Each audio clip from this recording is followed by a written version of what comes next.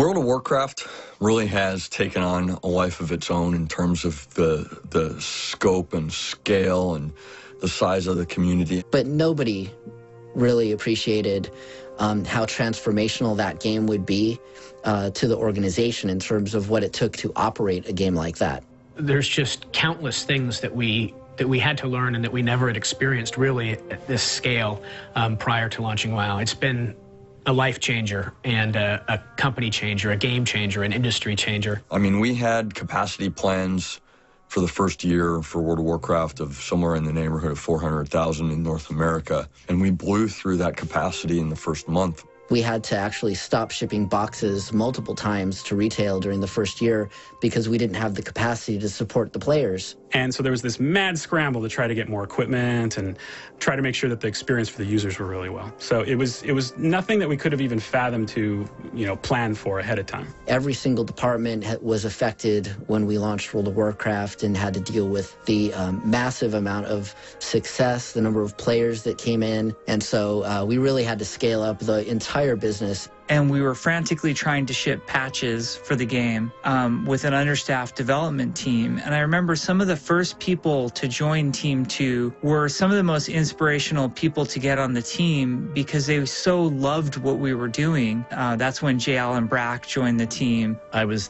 brought in to be the senior producer for the art team. Been a huge fan of Blizzard for all the way since back in the Warcraft 1 days. Played a lot of multiplayer Warcraft 1, a lot of Warcraft 2. There was such energy that these people were bringing. They kind of brought the message with them. Do you guys realize how awesome the game you made is? I feel like all of the new talent brought life back to WoW after we were sitting there licking our wounds after the rough launch. Even back then, even when we blew through our capacity in the first month for our first year, I don't think that any of us had any idea that we would be hitting the 1 million active player mark, the 2 million active player mark, the 5 million active player mark, and then to have surpassed a 10 million active player mark was far and away beyond, I think, almost everyone's expectations. The lore story of Adham saying, one day this game will have 1 million subscribers, and everyone just, that'll never happen. If there's anything that we've learned in our time here, it's that we're not great at predicting the future.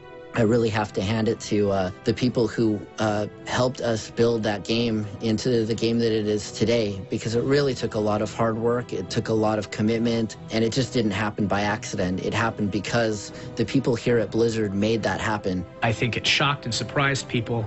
It changed the way people thought of things. It changed the social aspects of gaming and took it to an entirely different level. I think we've done something that is going to be hard to match, and I think candidly will potentially only be matched by our next big MMO. Hey, my name's Chris Siggety. I'm production director on StarCraft 2. My first job here was in QA. I was actually going to college at the time, wanted a summer job, and what brought me to Blizzard was gaming. So StarCraft 2 was a huge undertaking, and the first step in it was figuring out that we wanted to do StarCraft 2. It took 12 years between the time we released the first StarCraft and got around to start delivering StarCraft 2. Oh yeah, when did we start on StarCraft? What was it, 7 years ago? What, 7? What I remember about it is the leadership at that time sat around and decided, yes, we're going to make StarCraft 2, and I still think I have this document, which was, okay, we're going to make StarCraft 2. What is StarCraft 2? StarCraft 2 is going to harken to the legacy. It's going to largely feel like and play like the original game in 3D, of course.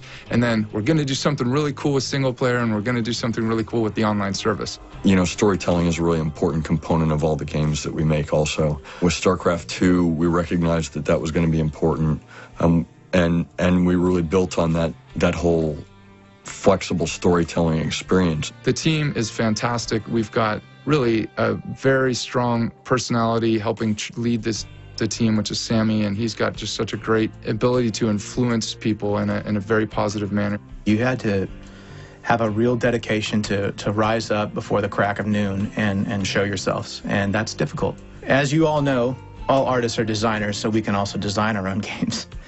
But we have designers here now to help us out. Well, I started out, working for Rob Pardo on StarCraft, and we did, stuff on units and structures. We got to work on missions and this sort of thing, and then I got a chance to sort of take over more of a leadership role on StarCraft 2, and we hired a bunch of guys, put together a balanced team, and really started trying to put the game together. I wrote the AI for everything, actually. StarCraft 1, a lot of 2. I've always been looking for ways to make the computer not cheat. In StarCraft 2, we've completely eliminated all forms of cheating, all forms of effective cheating. You cannot tell the difference between a human and the computer anymore. We were trying to remake this classic game that we've all been playing, off and on for 10 different years now, and I think there was a lot of legitimate fear and dread on the development team that we could accomplish this task, that we could actually make a game that was hopefully worthy of the StarCraft name. One of the best PC games of all time, probably the best strategy game of all time. When we started on StarCraft and released it, I think everybody knew it was a fun game and had high hopes for it. I'm really proud of what we delivered from a storytelling experience for StarCraft 2. And, the multiplayer experience is awesome as well, and the Battle.net experience is awesome as well. To see how far StarCraft went was really incredible.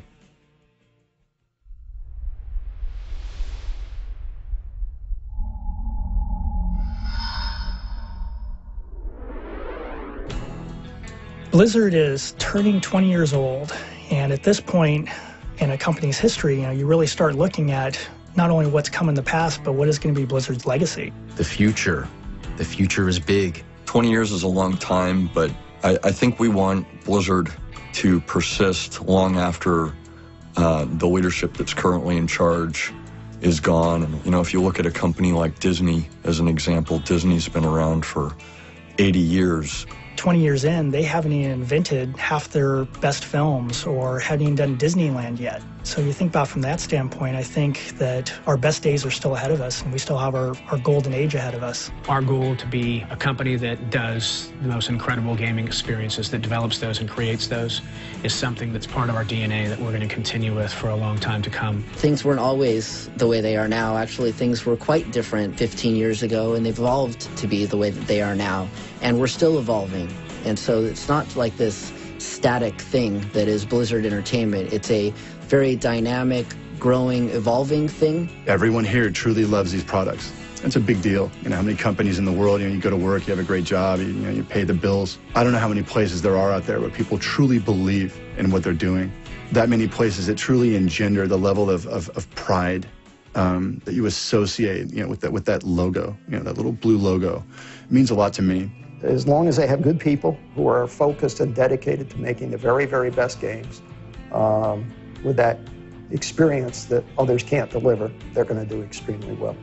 I think that our pipeline at Blizzard, the games that we're working on, I think are really awesome. I think that we're still positioned better than any other company to be a leader in online games globally. We get to be at the forefront of a new entertainment medium. With games, we have the opportunity to have new game mechanic paradigms or new technology or the ability to link up thousands of players, and it's just super exciting to be able to really offer whole new ways to interact with entertainment. After all of the change that has occurred in our company and all the growth, the globalization, it's a very different kind of company these days as it was, way back in the day. The growth and complexity and scale of the games we're making, that has been outpaced by the number of people around the world that are interested in playing our games. A big part of what Blizzard wants to do is to make our great games available to as many people around the world as possible. I think one of the things that's really cool in our offices around the world is the amazing amount of diversity that we have with the people there, but who all share the passion around the products and who love the Blizzard culture. With sort of the dominance of World of Warcraft, Blizzard might have a tendency to kind of want to defend that franchise for as long as possible. I know that there's other things in the works, and I think that that's excellent. I think that that team should go straight at World of Warcraft, trying to take every customer that World of Warcraft had, because if we don't, somebody else will. I think it's more important than ever that all of us that have been at Blizzard for a long time, that we really take the time and talk to the new employees and teach them about our culture, teach them about our values and tribal knowledge, and make sure that we stay Blizzard. Teaching the next generation of employees to understand that is important and that those values do really go to the heart of the people that have been here forever. That is the foundation for Blizzard in the past, the Blizzard today, and Blizzard in the future. As long as we remember where our foundation is and what's made us successful to this point, and keep that in mind in everything that we're doing, then definitely the future of Blizzard can be very bright.